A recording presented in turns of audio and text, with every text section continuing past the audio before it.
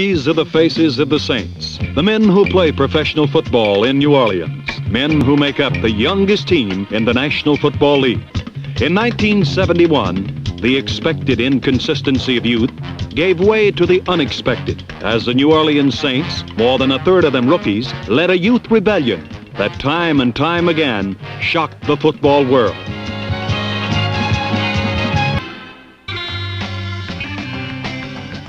The story of Archie Manning's first season is a story of a unique success, a success that will benefit the Saints for many years to come. As predicted, he quickly learned how to best use his heralded passing ability. But perhaps more importantly, he learned how to shock open a defense with unexpected dashes from the safe haven of his passing pocket. His runs switched on a new light in the Saints' offense and frequently left defenses defenseless. But in his often reckless struggle for victory, Archie Manning also learned of the bruising reality of professional football. At times, there was no escape.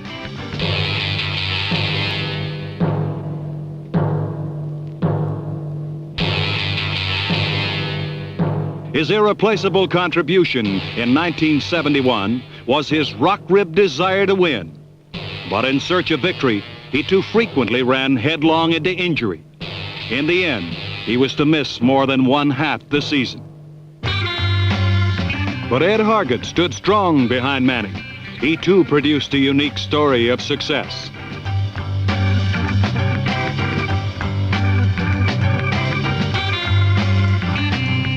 Occasionally hampered by pain of his own and always fighting the odds, he was a grim competitor, fulfilling the hopes of any coach to have a competent second quarterback. In the youthful confusion of 1971, he was a great improviser, and he carried the weight of a team through much of the season.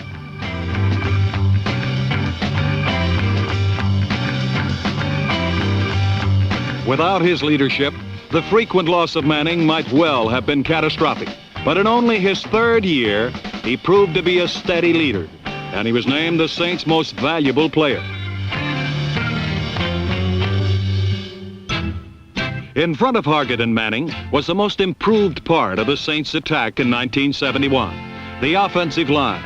Number 50, Jake Cupp, had his finest year, but was denied a deserved Pro Bowl appearance. In addition to Del Williams, there were newcomers John Didion, Glenn Ray Hines, and rookie Don Morrison, all teaming to keep the defense at bay. Danny Abramowitz has emerged as a super receiver and was the Saints' high man for the 5th straight year. He has now caught at least one pass in 64 consecutive games, a team record.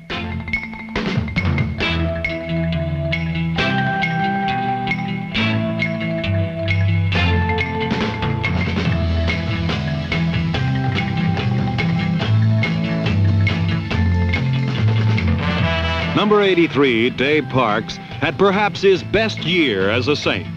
He always made the tough catches, and his dependability was a major asset to the offense.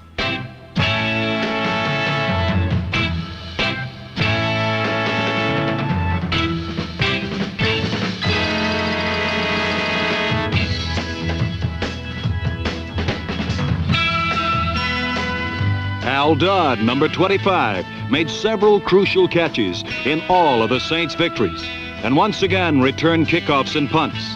But he was nagged throughout the season by injury. Dodd's injuries gave rookie Bob Newland, number 41, the opportunity to gain valuable playing experience while proving himself to be an excellent wide receiver.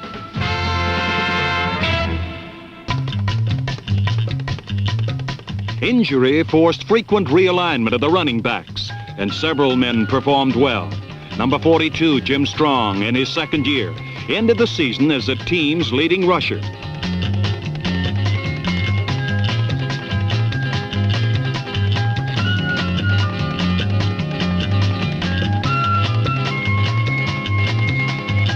Number 35, Bob Gresham, clawed and twisted out enough yardage to be named the Saints' Rookie of the Year.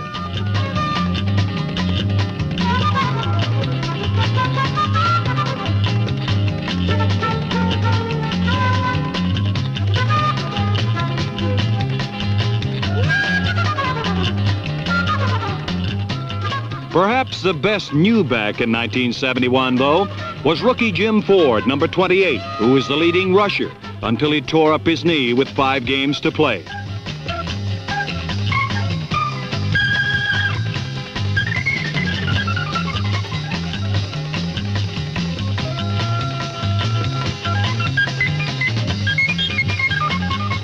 Newcomer Hoyle Granger, number 40, filled in with power runs.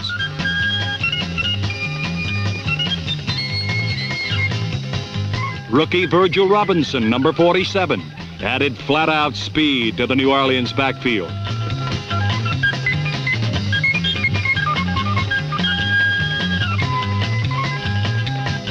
Although punter Julian Fagan, number 10, did not lead the league as he did last year as a rookie, his punts nonetheless frequently kept the opposition in their own territory.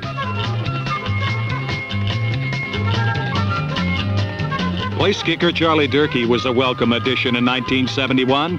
He finished the year with the second-best accuracy percentage in the league, hitting on 16 of 23 attempts. With 5 games under their belts, the youthful Saints had already generated a season full of surprises. In 1971, a youth-dominated defense yielded some yardage, but gained valuable experience.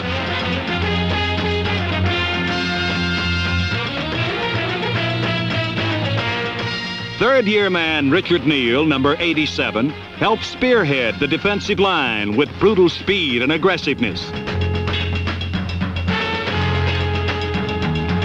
This was the first full year in New Orleans for Joe Owens, number 72. But his style of play assured him it won't be his last. Rookie Bob Pollard, number 82, started at tackle and grew stronger with every game. Number 89, Dave Long, with 6 years' experience, was, incredibly, the oldest man on the defense. Several linebackers saw action in 1971. Number 55, Jim Flanagan, was a starter in the middle. Number 59, Wayne Coleman, anchored the right side. The left side was shared by Carl Cunningham, number 60, and Tom Roussel, number 54. Number 53, Dick Absher, battled injury all season, but finished as a starter. The Saints' defensive backfield is the youngest in football. Someday, it may be the finest. Hugo Holas, number 18, with 2 years' experience, was the team's free safety and perhaps its best defender.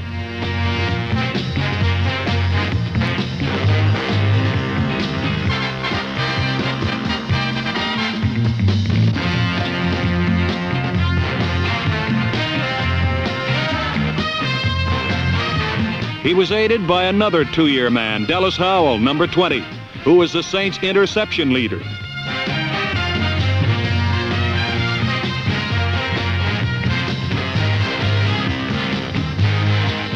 Doug Wyatt, number 23, also in his second year, used excellent speed to track down the ball.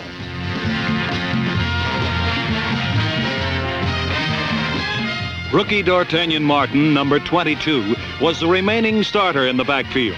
And although he made the usual rookie mistakes, he showed considerable progress as a cornerback.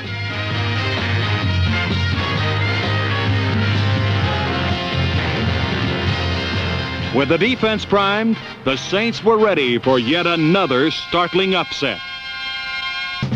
After a rigorous and highly demanding training camp, head coach J.D. Roberts and the Saints were ready for opening day.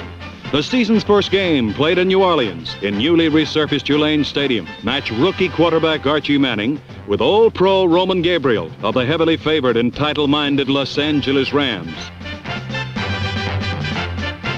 The New Orleans defense played brilliantly in the first half, consistently halting Ram drives and forcing mistakes. At the half, the teams were tied 3-3. Bob Gresham kept a drive alive in the third quarter with a miraculous catch. Then Archie Manning put the Saints in the lead with this pass to Dave Parks. Then the defense pressured Gabriel into another mistake, and Richard Neal's recovery set up Bob Gresham's short touchdown hop to give New Orleans a 17-3 lead. But the Rams methodically fought back, and with only a minute 24 remaining, they led 20-17, and it appeared as if they had managed to stave off a major upset. But Archie Manning was far from finished for the day. First, he hit Bob Gresham for a long gain.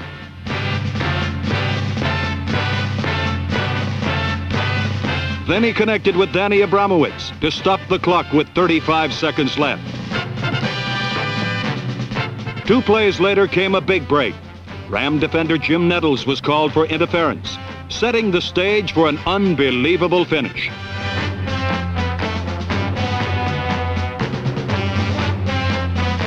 With first down on the 1, Jim Ford was unable to crack the Ram defense. Then Manning overthrew Abramowitz. Now 3 seconds were left. Time for one final play. As if it had been preordained, the final play belonged to Archie Manning. His slide around the Ram flank and into the end zone was hotly contested by Los Angeles, but it was genuine, and the young Saints had produced an epic upset. For Archie Manning, it was an heroic beginning. His entrance into the NFL was marked not by the usual frustration that shrouds a rookie quarterback, but rather by a resounding clap of thunder that startled all of pro football. His name is Archie, and he came to save the South. They've written about him, sung about him, and worshipped him from afar. He was saintly long before he came to the Saints. He came to save New Orleans for young owner John Mecum and the NFL's youngest coach, 38-year-old J.D. Roberts. Manning, Mecum, and Roberts, 3 young men trying to forge a winner from the rubble of a last-place finish last year. The Saints would begin their quest against the league's oldest coach, Tommy Prothro. Oldest in years, youngest in tenure, for Prothro is an NFL rookie. When George Allen left the Rams, he took much of his great defense with him. Prothro was left with the Deacon and Merlin, but 2 linebackers are new, as is much of his secondary. Roman Gabriel still leads the offense with some new starters in key positions. But even with the shakeup, Prothro and his Rams were heavily favored to deal the Saints another opening day loss, as they have lost all previous openers. But 1971 is unlike any other year in New Orleans. It is the year of St. Archie.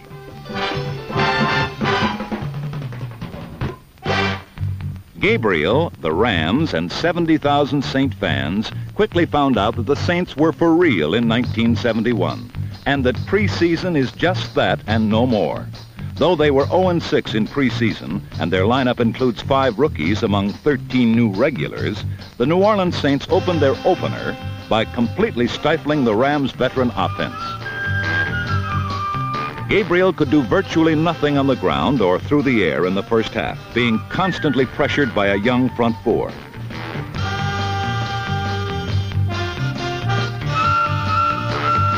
In fact, neither team did well in the first half. Archie Manning had some success on the ground with number 35 rookie Bob Gresham and ex-Oiler Hoyle Granger, number 40. But most of the gains were short ones. The Rams' defense seemed as strong as it ever was, bolstered by cornerback Jim Nettles, number 19, to stop the sweeps.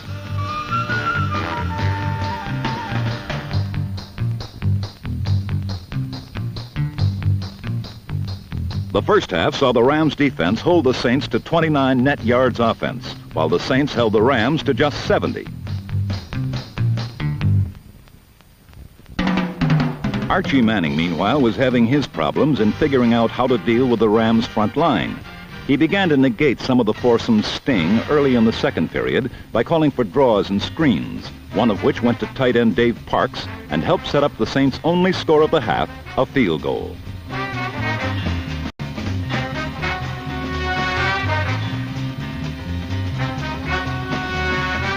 But Manning spent most of the half on his back. He was sacked 6 times in the half, partly because of the fact that Archie Manning has no pockets. He sprints out and back so fast, there are no time for pockets. If you catch him, which the quick Ram lineman did, you catch him for a sizable loss before a play even develops. This happened 6 times in the half, for minus 63 yards.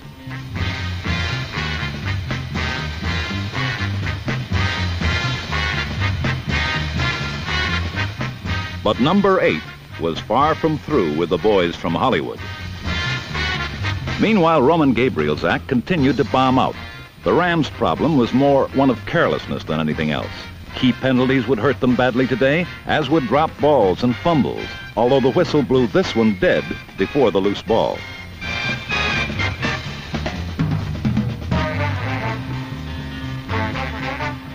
Gabriel was off target too. He was hitting them in the hands, his own receivers and the opponents.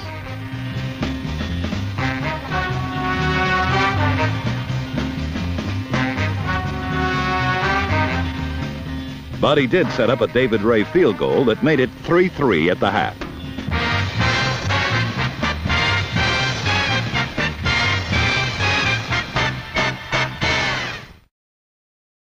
Spirituals standing on 3rd and 9 for New Orleans. Deacon Jones in pursuit.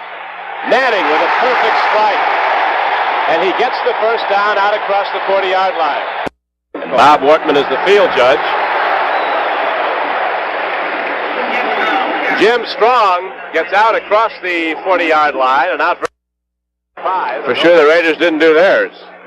Absolutely. They were a heavy favorite and did nothing. New England defense holding up. Look at that throw by Manning, rolling out to his left, a right-handed passer, the toughest pass in the game, and he's right on the money again. That's now to help Nettles. The deep backs for Los Angeles are Elmendorf, Kermit Alexander. Nettles taking Abramowitz to the outside, and Alexander has him to the inside on the double coverage. Abramowitz makes the reception. He turned out on Nettles and is finally thrown down by Kermit Alexander. But not until he gains down inside the 20-yard line of Los Angeles. Ball tip time. McKeever's going for it. Somebody's got it. 2 men came down with the ball. Let's see what they rule. McKeever came down with it. It is now 3rd and goal from the 6 for New Orleans. Manning again on the spread out. Merlin Olsen putting pressure on. Here's a pass to Parks for a touchdown. What a play. The Saints go 80 yards in 13 plays. It's exactly what I was saying before, Don. He's delaying patterns on the goal line. It's very dangerous. Parks blocked, held a couple of counts. Of course, Manning practically lost his balance here. Came out in the sprint out, found Parks open, and Parks made a fantastic fingertip catch for the score. So the Saints take the lead now, 9. As the Rams have an overload of wide receivers. Here's a fumble by Gabriel. It's recovered by New Orleans.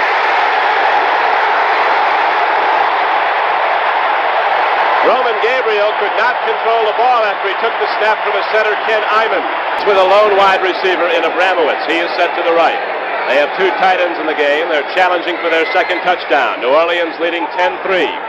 Archie Manning goes to fullback Bob Gresham. 3rd and goal from the 2. Again, he goes straight ahead, and Bob Gresham carries in for a touchdown. Bob Gresham, who was just activated today. He's a rookie running back from West Virginia as New Orleans takes command of the game.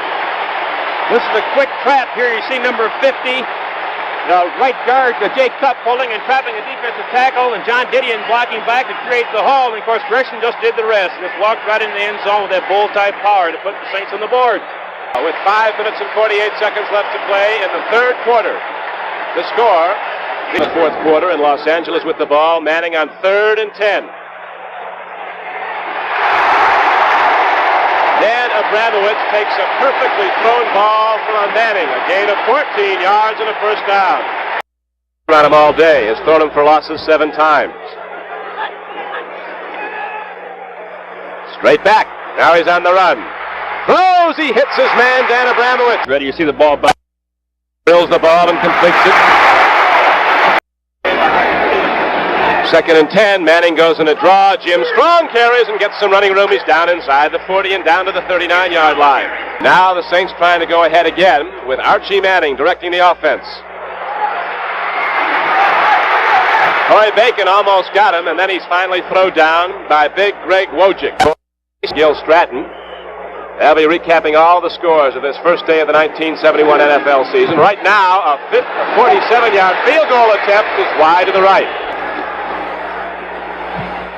Ray gets off, or Studstill rather, gets off a fine spiral. Pat Studstill's kick carries down to the 28. Here comes Reynaud Moore trying to go outside the Los Angeles pursuit. He cannot do so. And now, the Saint offensive unit goes out onto the field with...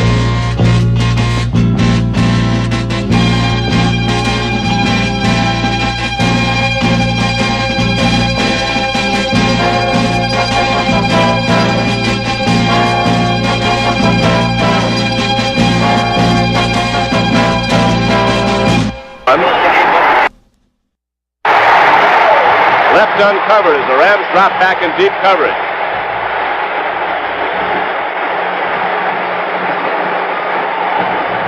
New Orleans goes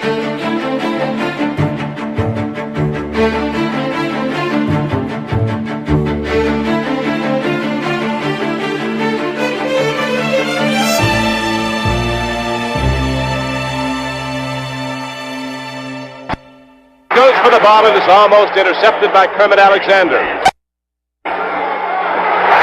Again, straight up the middle goes to Hoyle Granger, and he carries down inside the 25, an 8-yard gain on the play. The clock is running, 53 seconds left. New Orleans has one more timeout. They've not used it as Manning is waiting now. They're going to try to get the ball, of course, into the end zone for a touchdown.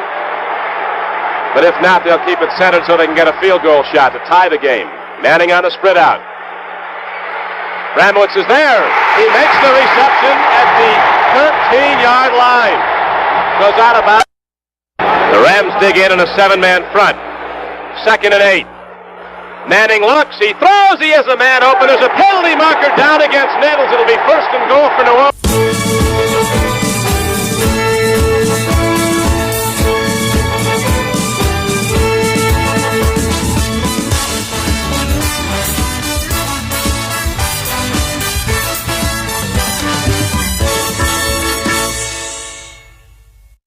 Is running now.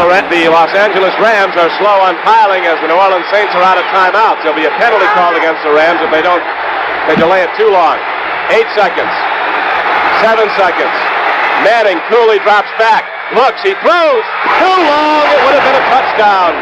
But there's 3 seconds left, and the Saints are at point-blank range for a field goal. Going to go to win.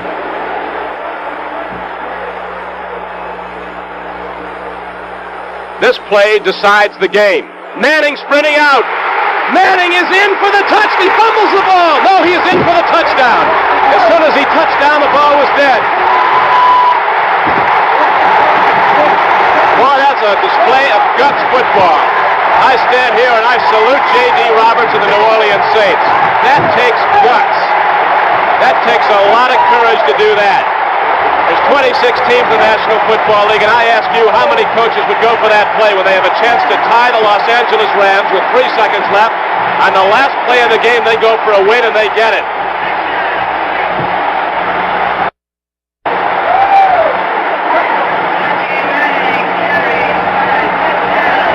Manning hit into the end zone. As soon as he touched down, no matter what happens to the ball, This is a Hollywood script. One man, and only one, would carry the ball now. And he carried it 1 yard and 1 yard only. 1 yard to immortality.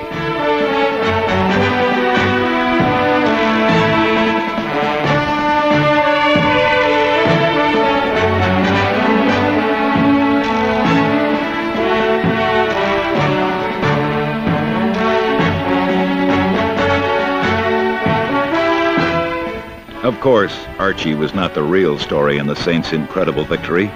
A team that experts said might not win a game all year had hung together, all of them, for 60 minutes, inspired by their youthful coach and inspired by their own ability, which others had doubted.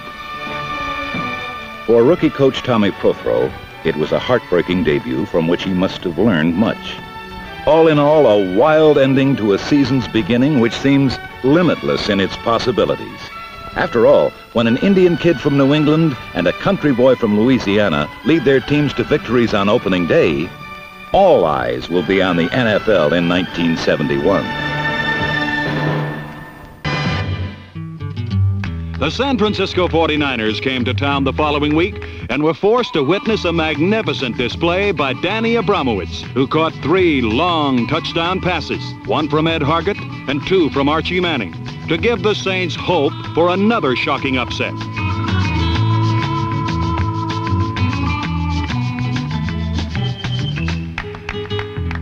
But in the end, the 49ers defense proved too strong, forcing too many mistakes, and San Francisco left town with a 38-20 triumph.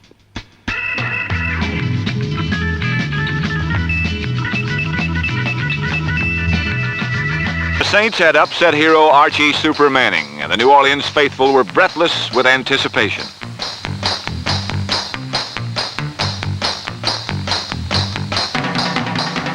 Early in the first quarter, the Saints' offensive line gave Manning a reasonable amount of time to pass. Archie found tight end Dave Parks for sizable gains, and the Saints moved deep into San Francisco territory.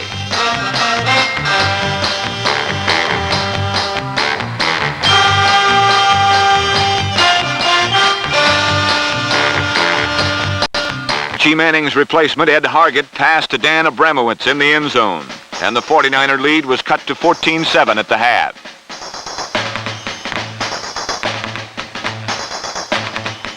Two more touchdowns to the gritty 5-year receiver from Xavier, a 17th round choice in the Saints' first season, and now a man who has caught more passes in the past 4 seasons than anyone else in pro football. The Saints made their first regular season appearance in the Houston Astrodome the following week. Early in the first quarter, Danny Abramowitz somehow ended up with an Archie Manning pass, and his touchdown gave New Orleans the lead. Then Oiler quarterback Charlie Johnson hitched up with Charlie Joyner for a long touchdown that knotted the score at 10-10. Houston went ahead 13-10 with less than a minute left.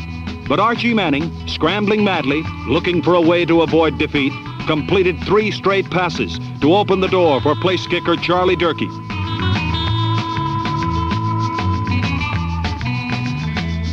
With 9 seconds left, Durkee gave the Saints a 13-13 tie.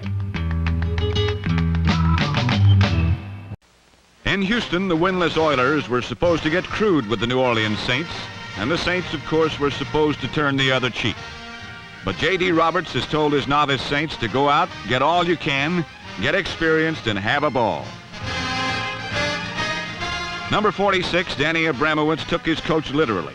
And the first time they had the ball, the Saints put 7 on the board.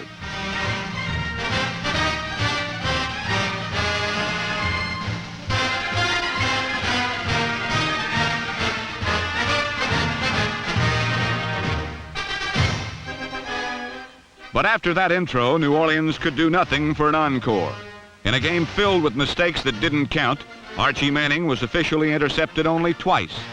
This one by number 25, John Charles, and number 19, Ken Houston, covered his subsequent mistake. The bullish plunges of number 38, Tony Baker, eventually put the Saints in field goal range, making the score 10-3.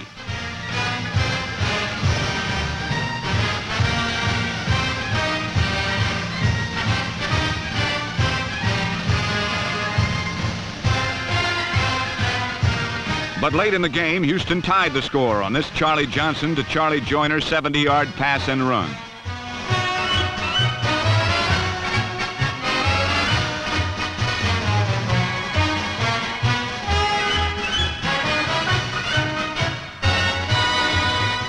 And with 59 seconds remaining in the game, Houston forced a lead on a 44-yard field goal by Mark Mosley.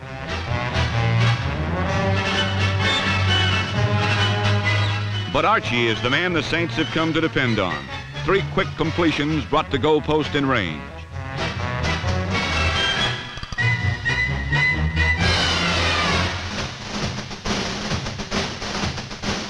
And Charlie Durkee, an ex-Saint cast-off kicker, stepped forward to do the honors.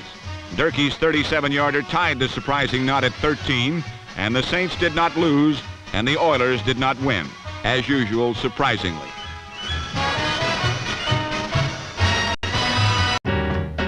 The Saints next traveled to Chicago for a meeting with the brutal Bears. Hoyle Granger scored on a perfectly executed play, but his touchdown was not enough as a gallant second-half rally fell short.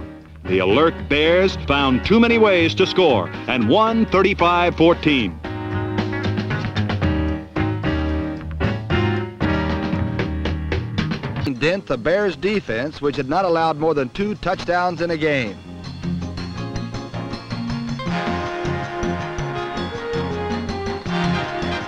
The Saints had some success, but not nearly enough.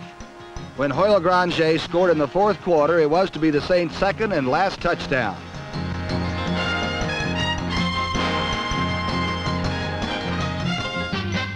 New Orleans dramatically bounced back the following week against the Super Bowl champion Dallas Cowboys. Danny Abramowitz didn't have to go far out of his way to get on television, but he undoubtedly did not like the exposure.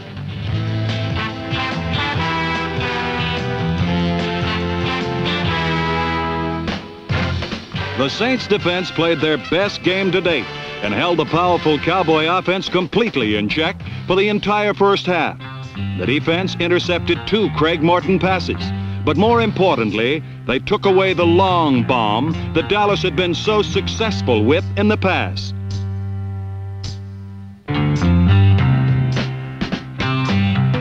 The Saint offense also played brilliantly, with Archie Manning scrambling, confusing the Dallas defense. Tony Baker's catch gave New Orleans its first touchdown.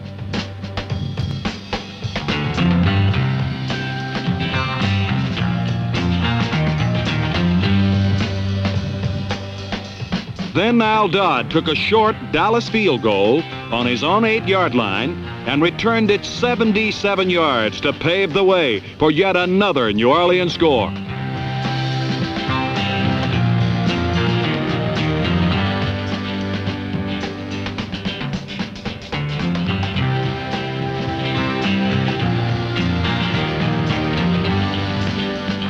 Archie Manning's scramble resulted in a 17-0 lead over the bedazzled Cowboys.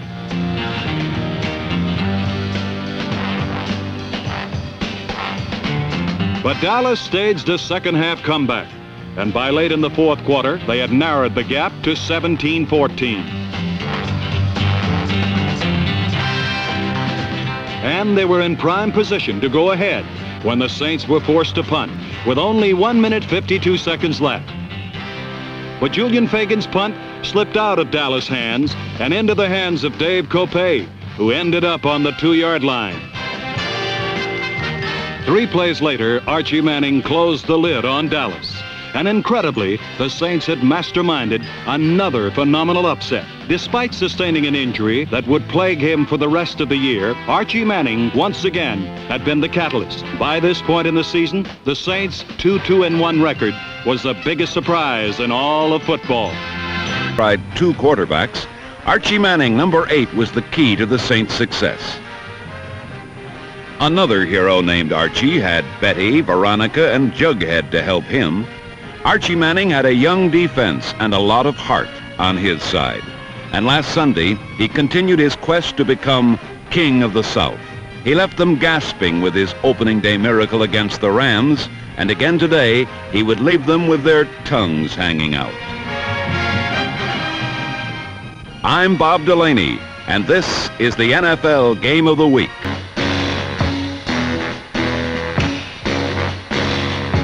Hugo Hollis was the man who stole Morton's errant throw, and the Saints' defense had quickly dug themselves out of a deep divot. This time, Archie's offense fared better. On this series, Manning disdained the run altogether and went at the Cowboys' only supposed weakness, their pass defense.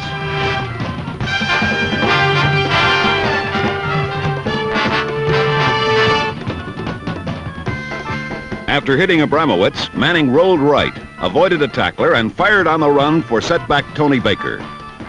Somehow, the ball found its way through 3 defenders, and the Saints had a touchdown.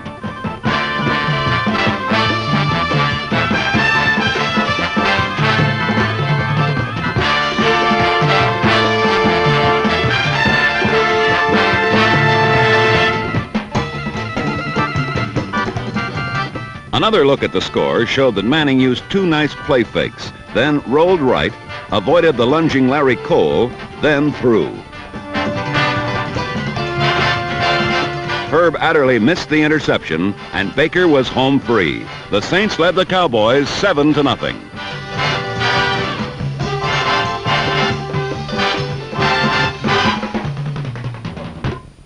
Again was burned. His sideline pass was timed perfectly by Dallas Howell, number 20. And 60 yards later, Howell had the Saints on the Cowboys' 9.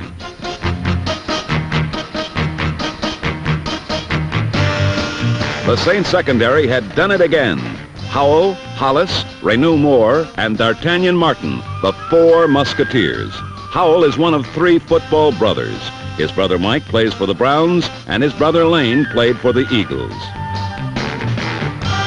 Archie Manning wanted to quickly widen his lead, but he found the Doomsday defense ready, willing, and able to foil his plan.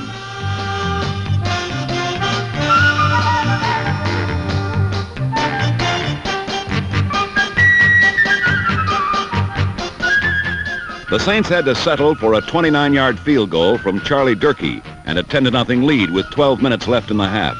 Settling for a field goal is normally nothing to cheer about, but down in New Orleans, the cheerleaders haven't had that much opportunity to do their number, and they did it.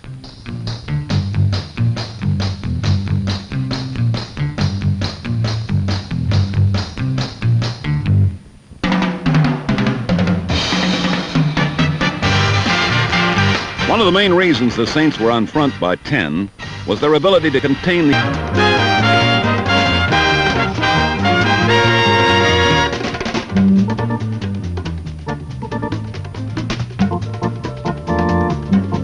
field goal from the 50 by Mike Clark. Number 25, receiver Al Dodd, took the short attempt and loped 77 yards on a remarkable return before he tired and his knees buckled at the Cowboys' 15.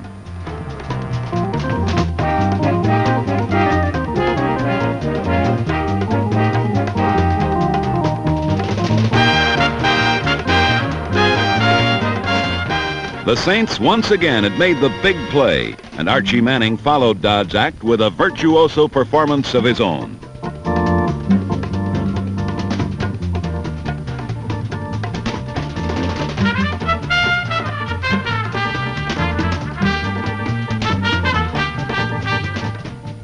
St. Archie had scrambled his way into the end zone and into his fans' hearts. The Saints were on their way to one of the biggest upsets in their short history, and the first half ended with the Saints shockingly ahead of the mighty Dallas Cowboys, 17-0.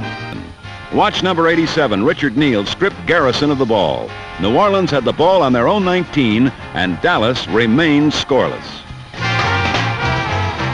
Dallas's Charlie Waters mishandled the fair catch. John Schinner recovered for New Orleans on the 49, and in a game of errors, it was the Saints' turn to catch a break.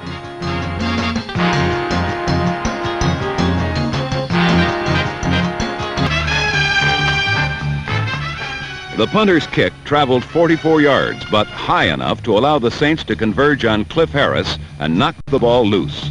Dave Cope, playing in his first game as a Saint, recovered for the Saints and took it to the 2-yard line. Incredibly, New Orleans had forced another turnover.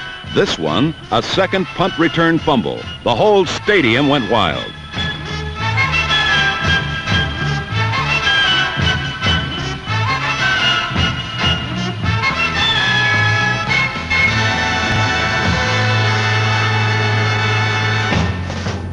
Like he had done to the Rams on opening day, Manning applied the clincher himself.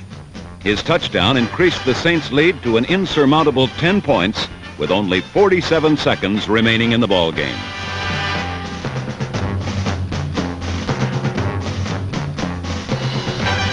As Archie Manning walked back to the New Orleans bench, he received a standing ovation from 83,088 hysterical fans. who saw a rookie quarterback continue the legendary feats of his college career by beating one of the NFL's finest teams. But even as the crowd cheered Archie Manning and photographers surrounded him on the bench, the real stars of this game were doing their thing on the field. New Orleans' swarming, opportunistic defense added insult to injury to Dallas. On the final play of the game, Dallas Howell stole his second pass of the day to end it all for the Cowboys. The final score of this stunning upset, New Orleans 24, Dallas 14. The loss dropped the Cowboys' record to a mediocre 3-2, and more importantly, put them further behind the soaring Redskins in the NFC Eastern Division. Dallas has been uncharacteristically mistake-prone in their games, and this, coupled with Tom Landry's indecision regarding his quarterback situation, hasn't helped the Cowboy cause. The Saints have no such qualms at quarterback. Their leader is unquestionably Archie Manning, and while some rough days undoubtedly lie ahead, he and his teammates now enjoy an even .500 record. Today's great victory put them there.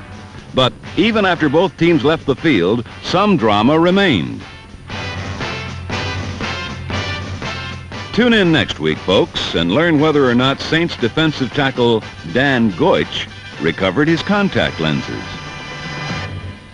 The season's sixth game marked perhaps the Saints' poorest performance of the year, as the Atlanta Falcons gained a 28-6 win. Ex-Saint Billy Kilmer led the rebuilt Redskins against New Orleans the following week. A super effort by the Skins defense stymied the Saints 24-14. New Orleans next hosted the powerful Oakland Raiders in another game that surprised the football world. The Raiders raced into the lead with a pass from Darryl LaMonica to Fred Biletnikoff. They increased their lead to 14-0 when Pete Banaszak scored. But Jim Strong made it 14-7 with this run. Then in the fourth quarter, the Raiders went ahead 21-7, but the Saints quickly scored to only trail by 7. Then, with 36 seconds left, Ed Hargett went to work. First, he hit Dave Parks for 21 yards. And then, with only 13 seconds left, he found Parks one more time, and the Saints had managed to tie the Raiders 21-21. Once again, New Orleans had produced a shocker.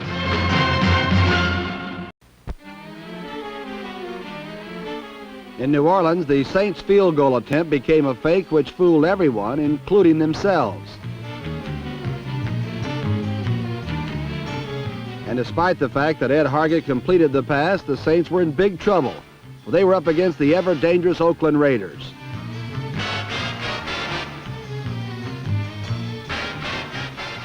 Even Archie Manning was no match for the cobra-quick Oakland secondary.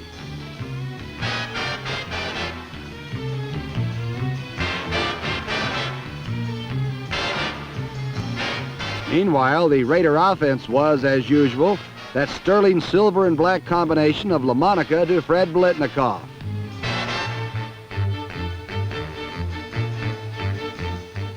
When Ed Hargett replaced Manning, he quickly caught up with Archie in one category of the passing department, thanks to number 43, George Atkinson.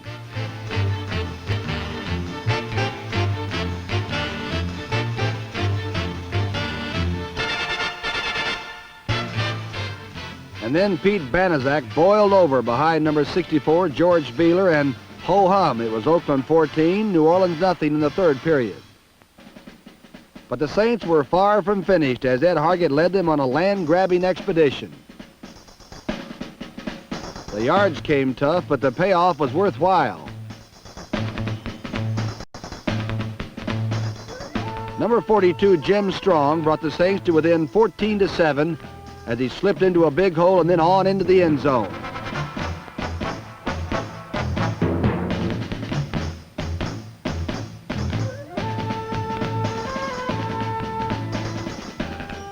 The Raiders countered with their old standby, Darryl to Fred.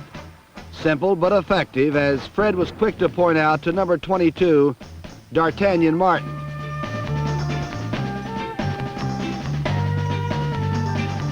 But the Saints were reluctant to wither. They scored on a 2-yarder, and on the ensuing kickoff came up with a big break.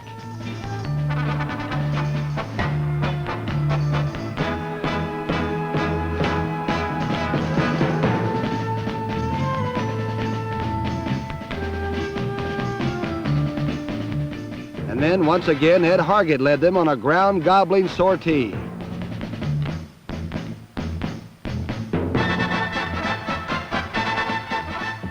And with just 13 seconds left in the game, Hargett hit Dave Parks in the end zone to tie it at 21 all. For the Saints, it was a moral victory. For the Raiders, it was their second tie in a row, which, of course, is like kissing your sister when she's got the mumps. As the Saints traveled to San Francisco, they were given little hope against the title-bound 49ers. When John Brody looped a short pass to Vic Washington, the Saints found themselves trailing 10-0 in the first quarter. But Ed Hargett got his team back in the game with its 39-yard strike to ex-49er Dave Parks. Trailing now 10-7, the Saints defense came alive and turned the momentum around. With 3 seconds left in the half, they halted a 49er drive on the 1-yard line, and San Francisco went to the locker room with a sudden realization that their expected victory might not pan out. The Saints took over the lead in the third quarter. Jim Strong, another ex-49er, broke free around left end for 39 yards to set up Ed Hargett's picture pass to Danny Abramowitz. But the play was nullified by an offensive interference penalty. So 2 plays later, Hargett tossed another touchdown pass, this one to Dave Parks. The Saints now led 19-13, but San Francisco took the lead with only 2 minutes remaining. There was still time, though, for Ed Hargett. First, he passed to Al Dodd for a gain of 47 yards.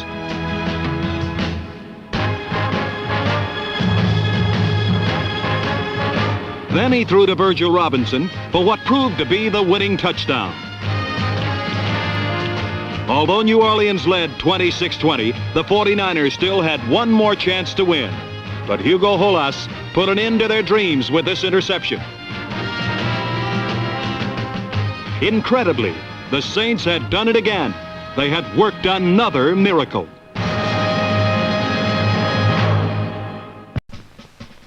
On Sunday, the 49ers thought of the Saints as a punching bag or a sparring partner.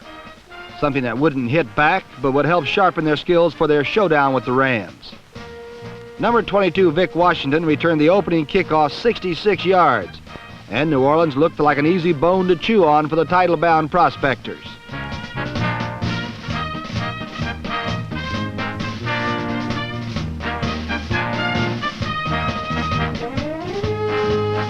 Everything looked so simple. There was graceful Gene Washington making another one of his incredible routine catches. Then there was the old pro John Brody using play action and isolating swift Vic Washington on a linebacker for a score. There it all was, 1 field goal and 1 touchdown and an early 10-0 49er lead. There it all was again, another Ted Kwolek sticky-fingered catch. But there it all went as the doormats began to do the stomping. Suddenly, both teams' roles reversed as quarterback Ed Hargett slipped a pass to Dave Parks, and the big tight end resurrected the greatness he used to display in the glory years with these same 49ers. Now the punching bag was hitting back as number 42 Jim Strong slipstreamed through the wake created by perfect blocking. Then Hargett went over the top of the San Francisco secondary and speared Danny Abramowitz for the apparent go-ahead score. When a penalty denied the score, Hargett coolly found Parks running free again, and it was an uncontested touchdown.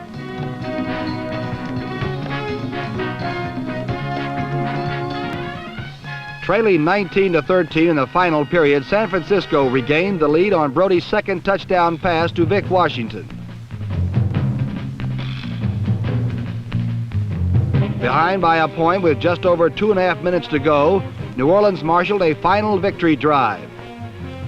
First, Hargett connected with Al Dodd, who scooted 49 yards down the sidelines.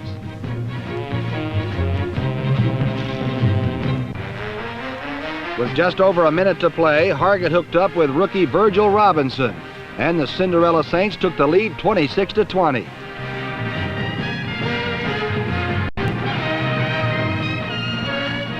There were no more miracles left in Brody's arm as Hugo Holas snuffed out the 49ers' final chance. For the Saints, it was another stunning upset. For San Francisco, it was a step backwards in their timetable for a championship.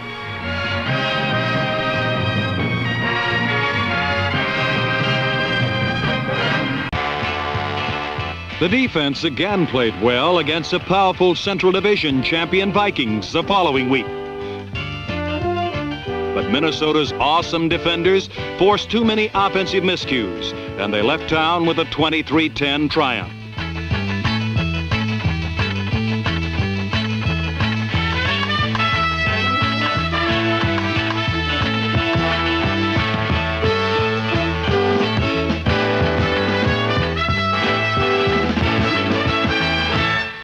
In New Orleans, the Pro Show does very well with scantily clad twirlers and high steppers in a Circus Maximus atmosphere. But this year, there's a new ingredient, the exciting Saints, with or without Archie. Both offensively and defensively, the Saints hit for 60. Watch number 72, Mighty Joe Owens, lay a greeting on Minnesota quarterback Bob Lee.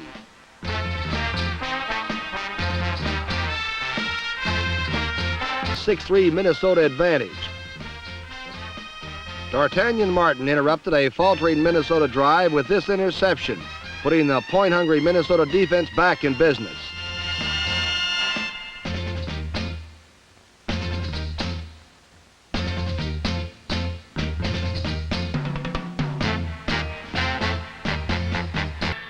The Saints' final win came the following week against the Green Bay Packers in Milwaukee. Donnie Anderson's short touchdown put the Pack ahead. But a record 5 Charlie Durkee field goals kept New Orleans in the lead. This pass to Danny Abramowitz was nullified by a penalty for the second time in 3 weeks. But the play that killed the Packers and assured victory was provided by Doug Wyatt.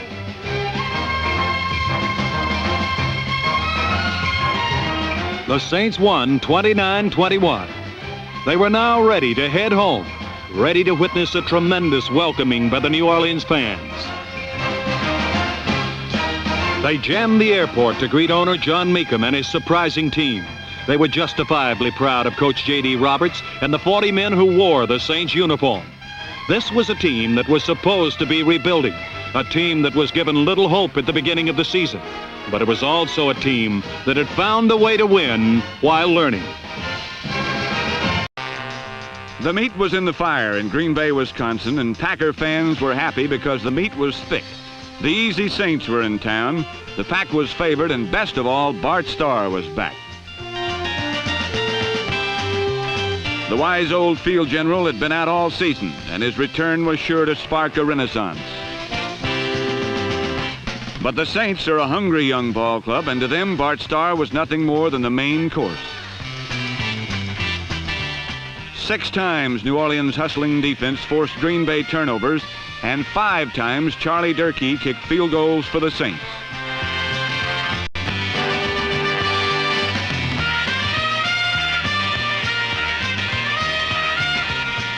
Starr's only measure of success came on this pass to number 81, Rich McGeorge, whose catch and run set up a touchdown by number 44, Donnie Anderson.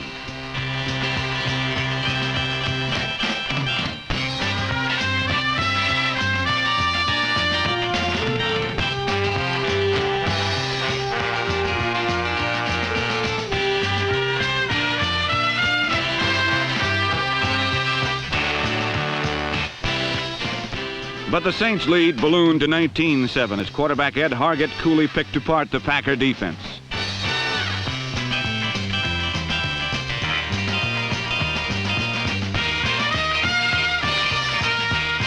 Running back Bob Gresham, number 35, was the big gainer in a drive which led to a 1-yard touchdown plunge. Only New Orleans wide receiver Bob Newland, number 41, seemed capable of stopping the Saints, and his not-quite-perfect block on Packer linebacker Jim Carter was the only thing that kept Gresham from going all the way.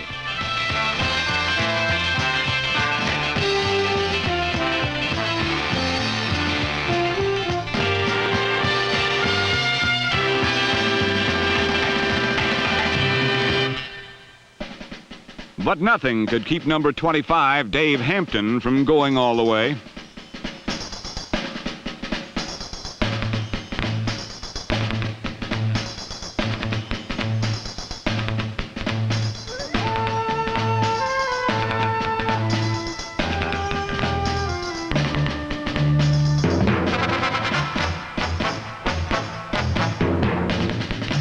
Hampton's 90-yard touchdown brought the Packers to within 8 points at 22-14. And things began to go the Green Bay way when a Hargett to Dan Abramowitz touchdown pass was called back for holding. But the Saints have spent many lean years, and in their hunger this year, they don't let the close ones slip away. Late in the fourth quarter, Scott Hunter's pass was picked off by number 23, Doug Wyatt, who went 55 yards for the score.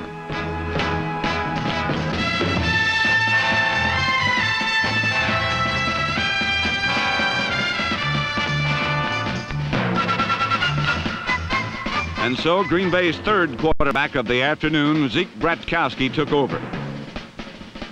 But his 60-yard pass and run to Rich McGeorge was too little meat too late in the day as New Orleans went on to win the fourth of the season, 29-21.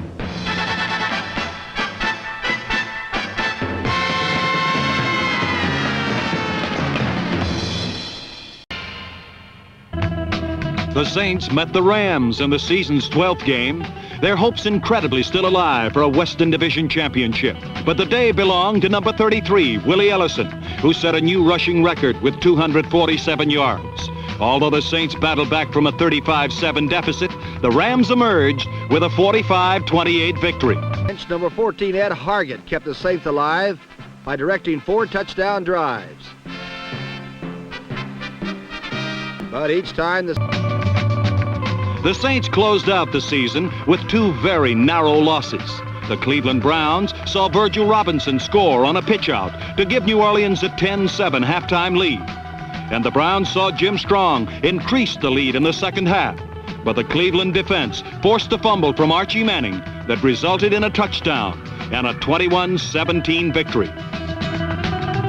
Cleveland began a slapstick sequence that left the Saints close, but with no cigar.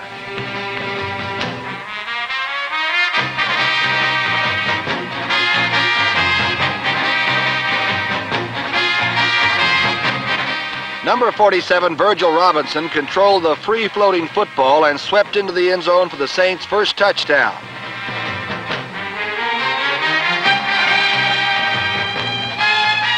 And late in the fourth period, Archie Manning initiated a 4-play scoring drive.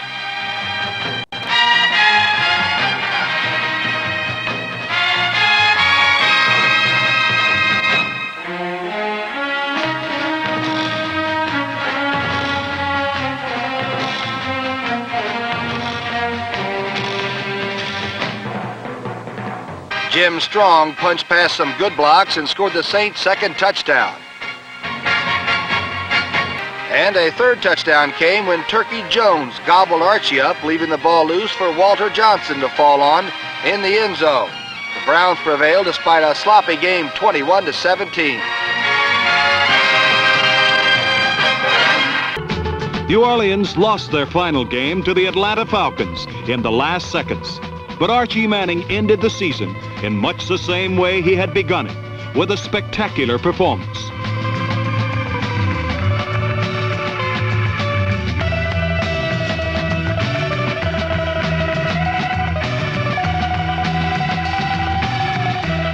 The Saints led 2017 with 40 seconds left, but Bob Berry threw a strike, and Atlanta won 24-20.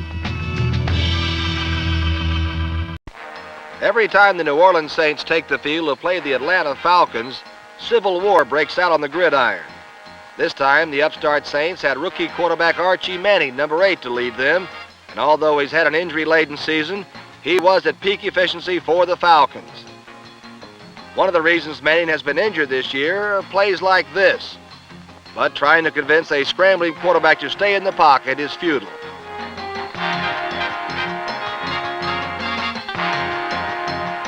If scrambling gains yards, then it's hard to fault, and Archie Manning gained yards on Sunday.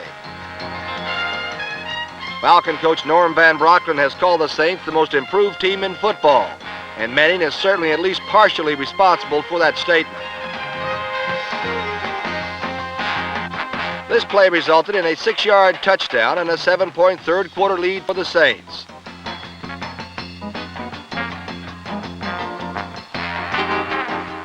New Orleans scored again when Bob Gresham flew off tackle to set the stage for a come-from-behind Atlanta victory. And then with 40 seconds left, the Falcons won the game as Barry hit Ken Burrow for a 22-yard touchdown and a close 24-20 win.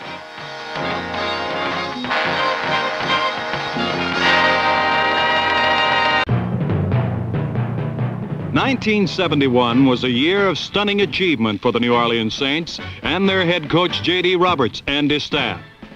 It was a year that had begun with no promise of victory and little realistic hope to win, but one that ended with the Saints having acquired the potential to become consistent winners.